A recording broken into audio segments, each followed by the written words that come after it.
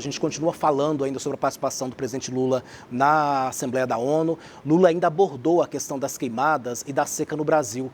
Em agosto, o país registrou o maior número de focos de incêndio desde 2010 e pior estiagem dos últimos 40 anos. A crise climática espalhada pelo planeta foi citada pelo presidente. O chefe do executivo prometeu ainda erradicar o desmatamento até 2030 e disse que não era mais admissível pensar em soluções para as florestas sem ouvir as comunidades indígenas residentes.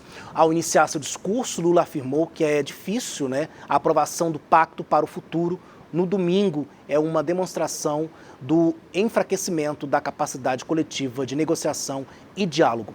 O presidente também criticou a falta de presença feminina na liderança da ONU. Segundo o petista, inexiste equilíbrio no exercício das mais altas funções, lembrando que o cargo de secretário-geral jamais foi ocupado por uma mulher.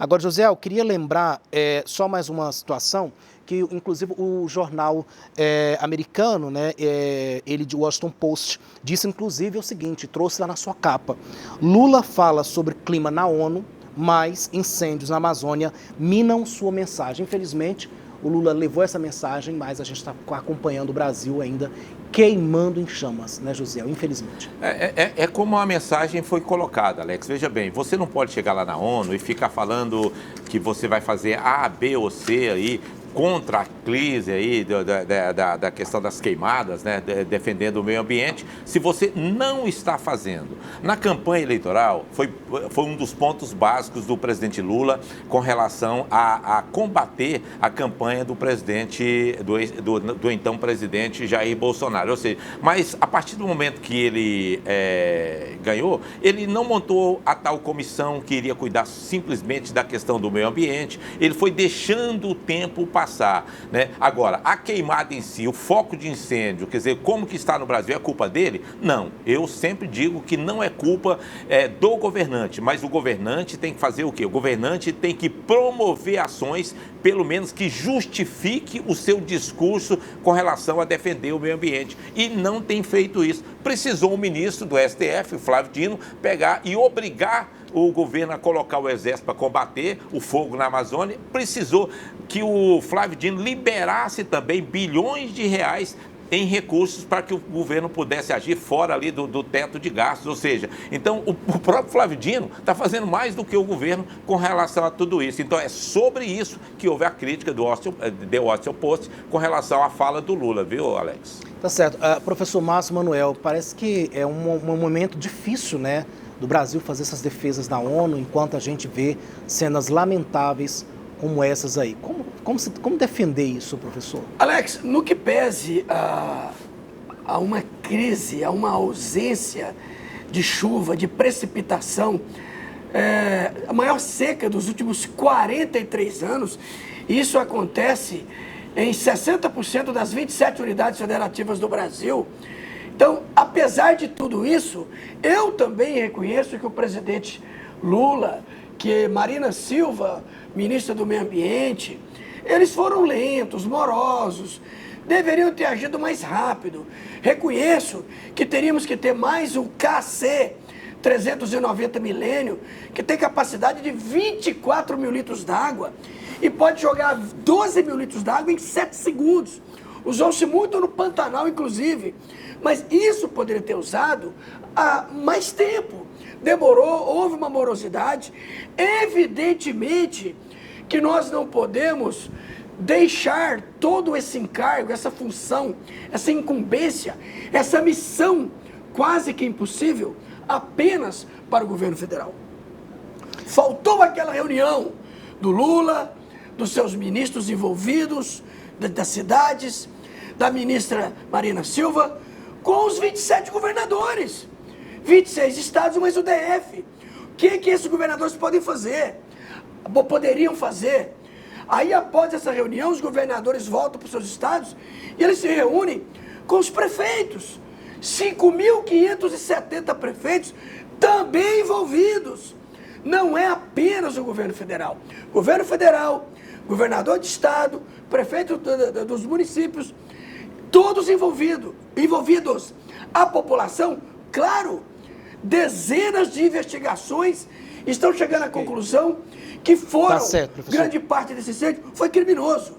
E bem como pessoas presas, dezenas de pessoas presas. Tá, ok. Professor, obrigado, que a gente tem outros assuntos ainda, mas antes queria registrar também a participação da Nájila Aride, que ela fala o seguinte: a maioria do povo brasileiro estão com Pablo Marçal, também para prefeito de São Paulo. O povo são o povo, segundo ela. A Rosa Maria Salles também fala: com que cara ficou Arthur Lira e Rodrigo Pacheco? Foram fazer na reunião da ONU. Que vergonha, segundo a opinião delas. Daqui a pouquinho também eu vou ler algumas mensagens que vão chegando aqui pelo nosso WhatsApp, 629-9109-5099. Mande a sua opinião para a gente. E ainda em seu discurso na ONU, o presidente Lula declarou que o governo não vai se intimidar com indivíduos, corporações e plataformas digitais que se julgam acima da lei. A declaração de Lula faz referência ao bilionário Elon Musk, que é dono do antigo Twitter, né, que é o X, que vem protagonizando uma série de atritos com o poder judiciário brasileiro. Lula voltou a defender a taxação dos super ricos. Disse ainda que nas últimas 2 décadas os bilionários dobraram as suas fortunas, deixando 60% do resto da população mais pobre. O presidente também falou da proposta já citada pelo ministro da Fazenda, Fernando Haddad, de criar uma corporação internacional para regulamentar uma taxação global dos super ricos. Professor Márcio Manuel, como é que o senhor vê aí mais essa fala do Lula? Ele está sempre defendendo essa questão da taxação dos super ricos. A taxação dos super ricos, ela é de autoria de Ciro Gomes. Foi Ciro Gomes, que inclusive Ciro Gomes tem um livro, que eu esqueci o nome do livro aqui agora, onde tem o programa de governo dele para ser presidente da República. Já tentou várias vezes, não sei se vai continuar tentando, mas ele fala dessa taxação dos super ricos. Esse é o primeiro ponto. O segundo detalhe que o presidente da República falou lá na ONU é com relação à necessidade de respeitar o judiciário brasileiro. Porque a partir do momento que você não respeita uma decisão judicial, nós estamos voltando à barbárie. Como que você não respeita uma decisão judicial? Você pode recorrer dentro dos trâmites, dentro do rito processual, que a lei lhe dá esse direito, sem nenhum problema. Agora, você não seguir, você não se subordinar a determinações judiciais, aí é preocupante. Então Lula deixou claro que nenhuma plataforma, que nenhum tipo de programa vai continuar falando mentiras desse país sem que ela seja suspensa ou até bloqueada. Isso não é censura. Censura é você tirar a liberdade de expressão da pessoa. E liberdade de expressão é diferente de liberdade de agressão.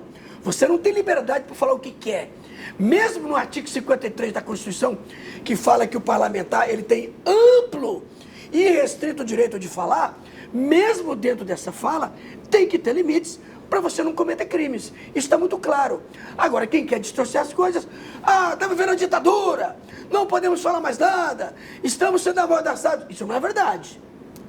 Josiel Menezes, qual a sua análise sobre essas outras falas do presidente Lula, né? Ele fala aí desse imbróglio envolvendo Elon Musk no Brasil, apesar de não citar o nome do bilionário, e também, por falar em bilionário, volta a defender mais uma vez, como eu falei, essa questão da taxação dos super ricos. Enfim, qual a sua análise sobre esses outros 2 temas que Lula levou para a Assembleia da ONU? São 2 pontos que o progressismo sempre busca ficar defendendo, que é a questão de taxação dos super ricos. Na verdade, não taxa super ricos de coisa nenhuma. Ou seja, por que não taxa? Porque, na verdade, do modo que se programa fazer qualquer atividade de lei para essa taxação, está deixando sempre os companheiros de fora. Então, é uma coisa muito ilusória falar que vai taxar os super ricos da maneira que está taxando. Ou seja, em primeiro lugar, super ricos que geram centenas, milhares de empregos serão taxados e vai diminuir o emprego da população. Tem muita coisa estranha com relação a tudo isso.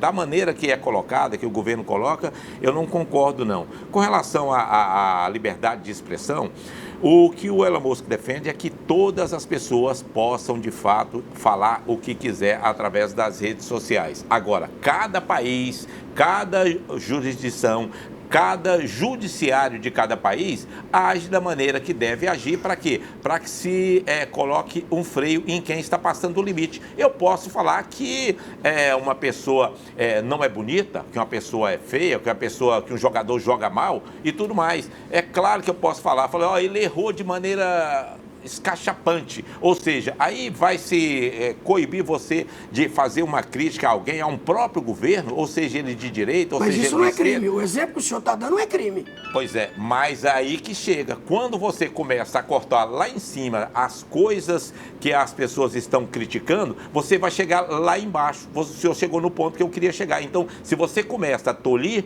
o pensamento das pessoas, a opinião das pessoas, você cada dia mais vai amarrar. E a lei de cada país, o Brasil já tem lei suficiente para punir as pessoas que agridem as outras pessoas com palavras e até fisicamente, é claro. José, o seu exemplo é desmedido. Falar que alguém é feio, que é bonito, é diferente de você mandar matar Alexandre de Moraes, de você pedir que o Supremo Tribunal Federal seja fechado, de você ser a favor, fazer protesto, pedir para fechar o Congresso Nacional. São coisas distintas. O exemplo que você deu é descabido. Falar que alguém é feio, falar que alguém é bonito, que o jogador joga mal ou não, isso faz parte de uma crítica, é salutar. O que não pode é você ter discurso de ódio, falar mal do sistema eleitoral sem provas. Isso é preocupante. Aí você joga por terra um sistema eleitoral que está aqui desde 96, que tem credibilidade, aí o povo começa a achar o que eles acham. Essa é a preocupação. Não, professor, mas, não, o senhor parece que não entendeu novamente a minha fala. Veja bem, eu estou dizendo que a partir do momento que você começa a podar, a não deixar críticas, mesmo que seja uma crítica mais severa com relação a qualquer pessoa e qualquer entidade, você vai chegar lá no fundo depois e proibir até as pequenas críticas. Agora, veja bem, se uma pessoa fala assim, não, é preciso matar fulano e tal, claro que essa pessoa teria que ter o quê? Uma punição em cima dela, mas não, a partir do momento dessa fala, cortar todas as outras pessoas de uma plataforma digital que não falaram nada disso. Eu já disse aqui, 86% das pessoas que participam do X não falam sobre política, 14% falam sobre política, buscam apenas essas 14% para que possa, de fato, aí, serem punidas de alguma maneira e não todas como a plataforma está parada. É sobre isso que eu estou falando, professor. Olha, 8 horas e 28 minutinhos, o Walter Manuel manda mensagem para nós aqui através do nosso WhatsApp. Mais uma vez o Lula fala bonito para enganar o povo, fala da fome, mas aumenta os impostos e nem fala que o Brasil está pegando fogo. É só mentiroso mesmo, segundo a opinião do Walter Manuel. Temos também aqui a participação do seu Vilmar Celestino. Bom dia, seu Vilmar. Ele fala o seguinte: professor, você consegue nos provar que hoje o Brasil vive uma democracia plena sem blá blá blá? Segundo a opinião dele aqui, professor. Claro que vive. Claro que nós vivemos democracia plena. Está no poder quem as urnas escolheram, ok? Inclusive os senadores, os deputados federais, os prefeitos, conselheiros tutelares, tudo na mesma urna, normal. Outro detalhe, a partir do momento que você expressa seus sentimentos, seu ponto de vista, pode ser político, pode ser econômico, religioso, ideológico, sem nenhum problema. Sem você agredir, é Walter o nome dele? Não, seu Vilmar Celestino. Vilmar Celestino. Sem você agredir, você tem toda a liberdade. Ninguém tem rede social suspensa se você fala a verdade, se você fala o que é correto. Celestino, você pode dizer que quer voto impresso. Você pode dizer que quer. Você não pode dizer que se não houver voto impresso, está sendo roubado. Alguém está sendo privilegiado. Essa é a situação. Você pode questionar Alexandre de Moraes e os outros 10 ministros. O que você não pode dizer é que existe entre eles decisões que são isoladas e decisões que são tendenciosas. Isso você não pode dizer. Você não tem que comprovar. Isso não é verdade. Então, você pode se expressar naturalmente. O Brasil é um país livre, democrático. As pessoas falam o que quer. Agora, tem que ter limites. Em tudo na vida tem que ter limites. O Celestino, no trabalho dele, você não pode falar o que você quer.